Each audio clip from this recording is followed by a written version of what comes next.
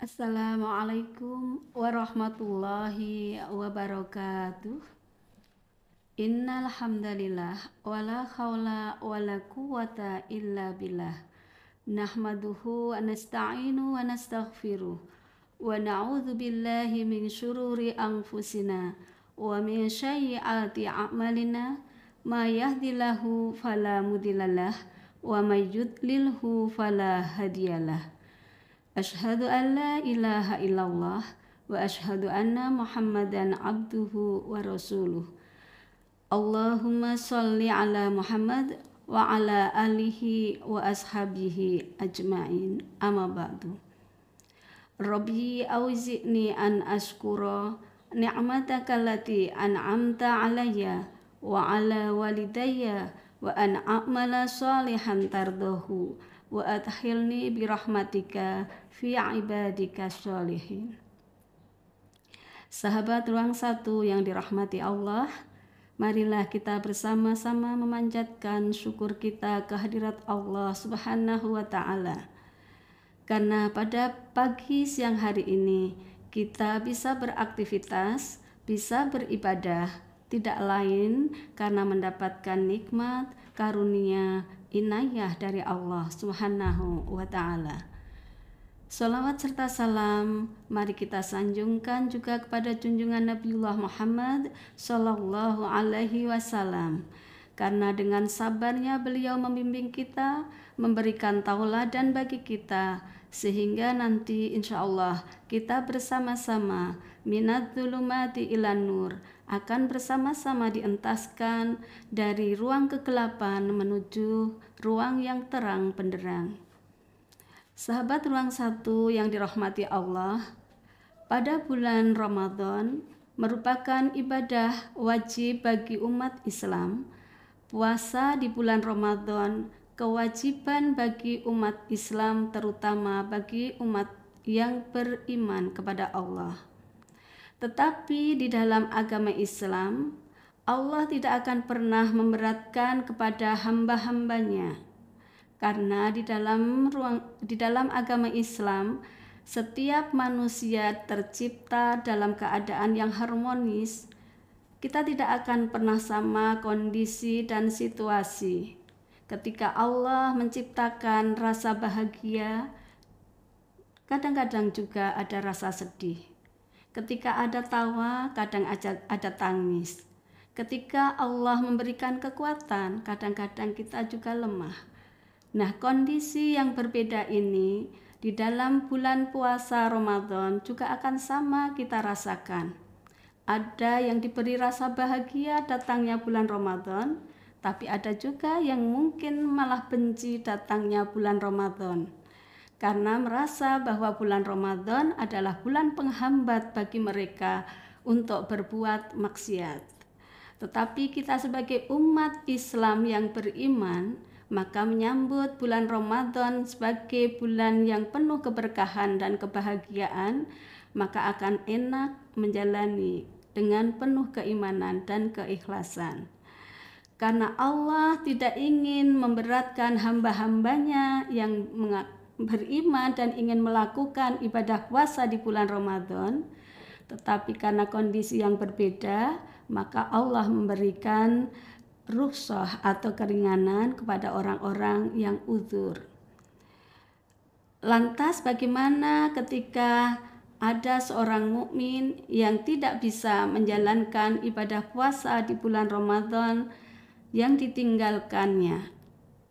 Apakah dia harus mengqadha, membayar fidyah, atau keduanya? Baiklah sahabat Ruang Satu yang dirahmati Allah, kita tadarus bersama, kita buka Al-Quran surah Al-Baqarah ayat 184. A'udzu billahi minasyaitonir rajim. Bismillahirrahmanirrahim. Ayyaman ma'dudat, yaitu beberapa hari yang tertentu. Faman kana minkum, maka barang siapa di antara kamu maridon, sakit, au ala safarin, dan dalam perjalanan lalu dia tidak bisa berpuasa, fa'idatu min ayyamin ukhor, maka bilangan hari itu wajib diganti pada hari yang lain di luar Ramadan. Wa 'alal ladzina yutiqunahu, dan bagi orang-orang yang berat menjalankannya, fidyatun, wajib membayar fidyah. Ta'amum miskin, yaitu memberi makan seorang miskin. Faman tatawa'a, maka barang siapa mengerjakan khairan, kebajikan, fahuwa, maka itu khairullah, lebih baik baginya. Wa antasumu, dan puasamu itu khairul lakum, lebih baik bagimu. In kuntum ta'lamun, jika kamu mengetahuinya. Sahabat Ruang Satu yang dirahmati Allah, dari ayat Al-Quran surah Al-Baqarah ayat yang ke-184 ini telah memberikan ilmu kepada kita bahwasanya ada golongan orang yang tidak bisa menjalankan puasa di bulan Ramadan karena udzur, hal-hal tertentu sehingga dia tidak bisa menjalankannya.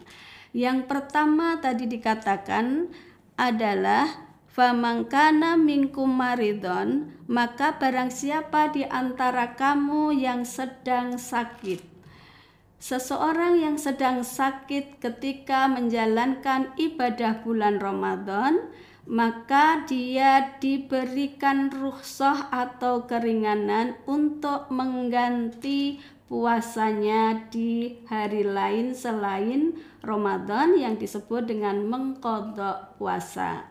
Lalu bagaimana ukuran sakitnya seseorang itu? Tergantung dari tanggung jawab dan keimanan seseorang itu. Sebagai umat yang beriman, ketika dia benar-benar ikhlas menjalankan puasa dan dalam menjalankan puasa dia sudah berniat dari pagi fajar, kemudian pada pertengahan hari dia merasakan sakit, dan jika dia harus meneruskan puasanya akan membahayakan diri dan jiwanya, maka dia boleh tidak berpuasa saat itu. Dan diwajibkan baginya untuk mengqadha di hari-hari setelah Ramadan. Karena puasa itu adalah atau meninggalkan puasa di bulan Ramadan itu dikafaratkan sebagai hutang, maka sebaiknya dalam mengqadha juga untuk disegerakan sebagaimana orang yang menyegerakan untuk membayar hutangnya. Sakit bagi orang yang satu dengan orang yang lain tentu berbeda ukurannya. Maka saya katakan tadi, untuk ukuran sakit diserahkan kembali ke orang itu sebagai bentuk tanggung jawab dan keimanan kepada Allah. Karena puasa memang ujian bagi orang yang beriman, dan puasa memiliki nilai ibadah yang berbeda dengan ibadah-ibadah yang lain. Karena ibadah bulan puasa pahalanya akan langsung dari Allah Subhanahu wa Ta'ala. Yang tahu dia sakit hanya dia dan Allah Subhanahu wa Ta'ala. Jadi jangan sekali-kali membohongi, kalau tidak sakit bilangnya juga sakit, karena Allah Maha mengetahui, sebagai bentuk ujian kita. Yang kedua adalah orang yang sedang musafir. Dalam ayat tadi juga dikatakan aw ala safarin fa'idatu min ayyamin ukhor.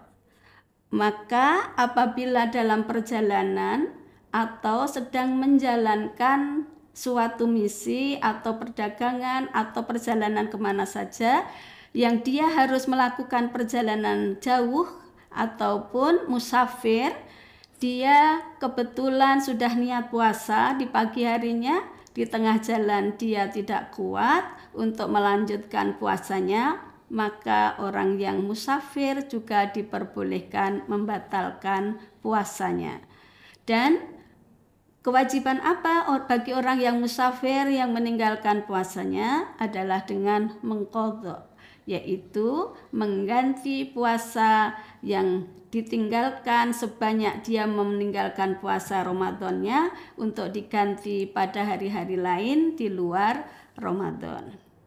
Jadi sahabat Ruang Satu yang dirahmati Allah, kewajiban orang yang meninggalkan puasa di bulan Ramadan karena sakit dan karena musafir atau dalam perjalanannya dia tidak kuat kemudian membatalkan, maka dia adalah mengqadha, mengganti puasa yang ditinggalkannya di hari-hari yang lain.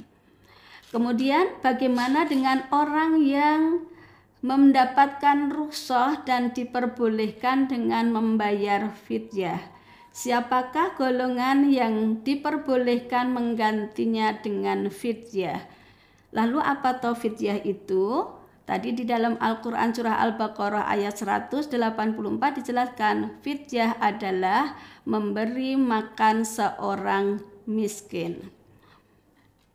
Siapa yang diperbolehkan mengganti dengan fidyah? Yaitu orang yang dikatakan sebagai wa 'alal ladzina yutiquna fidyatun, berat menjalankannya, golongan orang yang berat menjalankan puasanya.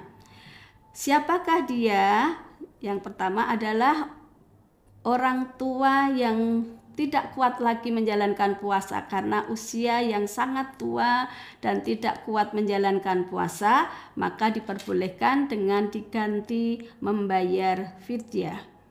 Yang kedua adalah bumil. Siapa itu bumil? Ibu yang sedang hamil. Diriwayatkan dalam hadis Rasulullah SAW bersabda yang diriwayatkan oleh Ibnu Abbas bahwa ia berkata, ditetapkan bagi wanita yang mengandung dan menyusui berbuka atau tidak berpuasa. Dan sebagai gantinya adalah memberi makan kepada orang miskin setiap harinya. Hadis riwayat Abu Dawud. Jadi orang yang boleh mengganti puasa Ramadan yang ditinggalkannya dengan membayar fidyah golongan yang kedua adalah ibu hamil dan ibu menyusui. Kenapa dikatakan ibu hamil dan ibu menyusui ini adalah orang yang boleh membayar fidyah? Dikatakan tadi karena orang hamil, ibu hamil itu sangat lemah dan sangat kepayahan. Mengandung 9 bulan janin yang dikandungnya. Tetapi kembali lagi kepada tanggung jawab dan keimanan seseorang. Apabila kondisi ibu hamil dan atas sudah dari rekomendasi tim medis atau dokter, dia diperkenankan untuk melakukan puasa, maka tentu puasa lebih baik baginya. Karena kondisi yang berbeda-beda itu tadi, kembali kepada pribadinya, ibu yang menyusui juga begitu. Ada ibu yang menyusui dan dia kuat untuk menjalankan puasa Ramadan, maka dia berpuasa akan lebih baik. Tetapi apabila ketika dia sedang mengandung 1 bulan, 2 bulan, sampai 9 bulan, selalu muntah dan selalu mengeluarkan makanan apa yang didahar atau dimakannya selalu dimuntahkan dan ini membahayakan bagi janin yang dikandungnya, maka ibu yang sedang hamil tidak harus berpuasa di bulan Ramadan. Dan ibu menyusui juga begitu, sama kondisinya jika nanti dengan menyusui akan mengganggu perkembangan dan pertumbuhan putranya, maka dia juga diperkenankan mendapat rukhsah dari Allah, keringanan untuk tidak berpuasa Ramadan, digantinya dengan membayar fidyah. Lalu bagaimana cara membayarkan fidyah itu? Oh, ada golongan lagi, yang satu lagi. Sebelum kita sampai kepada cara membayarkan fidyah, golongan yang terakhir adalah golongan yang memang berat menjalankan puasa di Ramadan, puasa di bulan Ramadan, ketika dia adalah seorang pekerja di mana mata pencahariannya, penghasilannya itu memang tenaganya dibutuhkan sangat berat dan penghasilannya itu menjadi kehidupan bagi dirinya, bagi keluarganya. Maka dia diperkenankan juga tidak berpuasa di bulan Ramadan. Tetapi khusus untuk yang golongan ini, maka dia tetap berniat dulu berpuasa di pagi hari. Kemudian ketika dia dalam bekerja tidak memungkinkan untuk melanjutkan berpuasa, maka dia boleh membatalkan puasanya dan membayarkan fidyah. Nah, saudara-saudaraku, sahabat Ruang Satu yang berbahagia, bagaimana kita cara membayarkan fidyahnya? Membayar fidyah dalam Al-Quran surah Al-Baqarah 184 tadi dikatakan, berikanlah makan seorang fakir miskin. Ukurannya adalah ini sudah disepakati oleh para ahli tafsir, untuk seorang fakir miskin ukurannya adalah dirinya yang meninggalkan puasa itu, ibu hamil atau ibu menyusui. Kira-kira setiap harinya dia untuk kebutuhan makan, satu kali porsi makan, misalkan dia menghabiskan kurang lebih setengah kilo misalkan, maka lebih afdal ketika membayarkan fidyah itu dilebihkan. Dilebihkan dalam arti boleh dilebihkan dengan memberi makan lebih dari seorang fakir miskin, atau boleh juga dilebihkan dalam jumlah. Kalau biasanya satu hari porsi makan dia menghabiskan setengah kilo, boleh melebihkan dengan membayar 0,6 kilo atau 6 ons, ditambah dengan lauk pauk dan sayurnya, dan dikembalikan lagi kepada tanggung jawab dan keimanan. Jangan sampai memberikan dengan ukuran yang kurang, karena Allah lebih mencintai kebajikan. Dilanjutkan tadi, kalau kamu membuat kebajikan, maka Allah lebih menyukainya. Maka dalam hal memberi fidyah juga begitu, sebaiknya dilebihkan. Kemudian bagaimana cara membayarkannya? Apakah harus setiap hari, kemudian dengan makanan yang siap saji? Di sini tidak ada keharusan, harus diberikan setiap hari dan harus dengan makanan yang siap saji seperti yang didahar tiap hari. Karena menyadari seorang ibu yang menyusui sudah dalam kerepotan, sudah dalam kepayahan. Ibu hamil juga begitu, dalam kepayahan dan kesulitan. Maka boleh dalam membayarkan fidyah itu dengan cara diangsur atau dikumpulkan atau dibayarkan sekaligus. Jadi tidak harus setiap hari, boleh dicicil per minggu misalkan, atau per 10 hari, atau boleh juga dibayarkan sekaligus selama selama puasa yang ditinggalkan. Kalau ditinggalkannya 30 hari, berarti dia harus membayarkan 30 hari sekaligus, juga tidak apa-apa. Apakah hanya kepada satu orang fakir miskin? Boleh dengan jumlah yang lebih sebanyak. Kalau ditinggalkan 30 hari, maka boleh melebihkan dengan 30 fakir miskin, boleh dengan cara diangsur, boleh dibayarkan secara bertahap dan atau sekaligus. Bagaimana kalau selama bulan Ramadan itu, apakah harus dibayarkan selama bulan Ramadan? Karena tadi meninggalkan puasa sama saja meninggalkan atau memiliki hutang, maka lebih baik disegerakan selama bulan Ramadan. Kembali lagi, karena kondisi orang yang berbeda-beda, Kalau misalkan bulan Ramadan dia belum bisa membayarkan fidyah, maka diperbolehkan membayarkan fidyah sampai selepas bulan Ramadan. Dan ingat bahwa membayar hutang harus segera atau harus disegerakan. Kemudian ibu yang menyusui, kalau memang kondisinya sudah dirasa kuat, ketika bulan Ramadan berakhir 11 bulan di hari 11 bulan setelah Ramadan dia sudah merasa baik dan kuat, kemudian dia mau mengqadha puasanya juga sangat afdol, sangat diapresiasi atau sangat baik baginya, karena itu merupakan perbuatan kebajikan. Jadi ibu-ibu, bapak-bapak, sahabat Ruang Satu yang dirahmati Allah, dalam membayarkan fidyah perlu disepakati di sini bahwa orang yang tidak bisa membayarkan di bulan Ramadan boleh dibayarkan setelah Ramadan dengan ketentuan bahwa memang kondisi di bulan Ramadan dia belum mampu untuk membayarkan fidyah. Tetapi kalau memang sudah mampu, maka segerakanlah untuk membayar fidyah. Bapak, Ibu, sahabat Ruang Satu yang dirahmati Allah, hal ini sesuai dengan dalil dalam Al-Quran surat Al-Baqarah ayat 185. Kenapa diperbolehkan membayar fidyah sampai di luar bulan Ramadan? Allah berfirman di dalam Al-Quran surah Al-Baqarah ayat 185.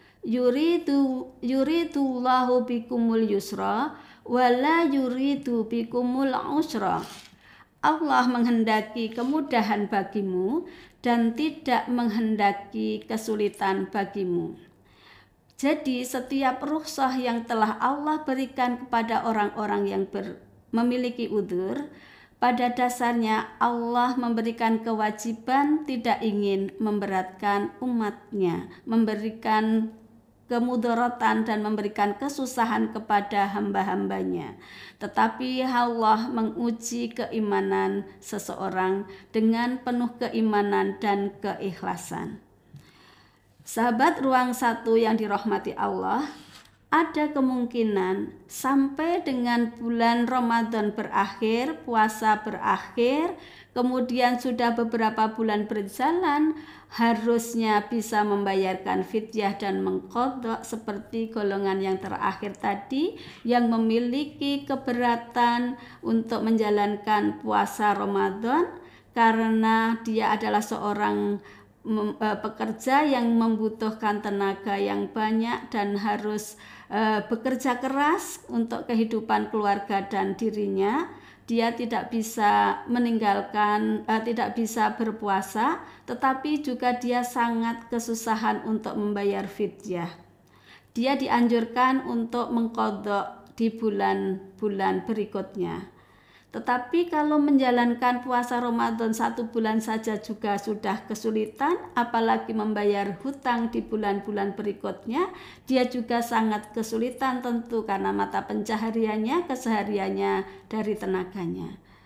Maka bagaimana sahabat-sahabat Ruang Satu yang dirahmati Allah? Allah Maha Pengampun, Allah Maha Penyayang. Maka jika ada yang golongan seperti ini, maka dia harus memperbanyak ampunan Allah dengan cara berbuat kebajikan selain menjalankan kebajikan puasa, kebajikan bentuk-bentuk yang lain. Karena Allah menyukai orang-orang yang beriman itu dengan melakukan kebajikan, dengan memperbanyak taubat, dengan bersegera bertaubat. Seperti dalam Al-Quran surah Al-Imran ayat 133. Wasari'u ila maghfiratim mir rabbikum wa jannatun arduhas samawati wal ard u'iddat lil muttaqin. Bersegeralah memohon ampunan menuju ampunan Tuhanmu, karena ampunan Tuhanmu itu bagi orang-orang yang bertakwa, Yang ampunan Tuhanmu itu adalah diberikan surga, diberikan pahala surga bagi orang-orang yang menyegerakan memohon ampun. Pahalanya adalah surga yang luasnya seluas langit dan bumi dan hanya diperuntukkan bagi orang-orang yang bertakwa. Jadi sahabat Ruang Satu yang dirahmati Allah, baiklah kita simpulkan bersama ada beberapa golongan jika dia meninggalkan puasa wajibnya mengqadha, yaitu seorang yang sakit, kemudian orang yang musafir melakukan perjalanan, kemudian diperbolehkan mengqadha orang yang berat melakukannya, tetapi dia juga diperbolehkan membayar fidyah. Yang diperbolehkan membayar fidyah adalah golongan yang lemah atau golongan yang tidak kuat melakukannya, berat melakukannya, yaitu ibu yang menyusui, ibu hamil, dan orang tua yang sudah sangat tua, kemudian orang yang memiliki pekerjaan yang berat. Sahabat Ruang Satu yang dirahmati Allah, jika Allah menginginkan bahwasanya hambanya tidak mengalami kesulitan dan Allah setiap memberikan ujian itu sesuai kadar kemampuan hamba-hambanya. La yukallifullahu nafsan illa wus'aha. La yukallifullahu nafsan illa wus'aha. Allah tidak akan membebani kepada hamba-hambanya sesuai kemampuan dirinya. Sahabat yang dirahmati Allah, demikian tadi kultum pada pagi siang hari ini. Semoga bermanfaat bagi kita, bagi keluarga, dan bagi umat Islam yang sedang menjalankan ibadah bulan puasa dan kebetulan mendapatkan uzur, sehingga kita akan tahu bagaimana langkah kita jika Allah memberikan uzur itu kepada kita dan langkah apa yang harus kita ambil, apakah kita harus mengqadhanya ataukah kita harus membayar fidyah. Semoga bermanfaat untuk hari ini. Selamat menjalankan ibadah puasa Ramadan tahun 1446 Hijriah. Semoga imanan wahtisaban, puasa yang kita jalani dengan iman dan keikhlasan, Allah akan membukakan pintu rahmat dan pintu ampunannya. Billahi taufiq wal hidayah, nasru minallah wa fathun qarib wa basyiril mu'minin. Akhiru kalam, wassalamualaikum warahmatullahi wabarakatuh.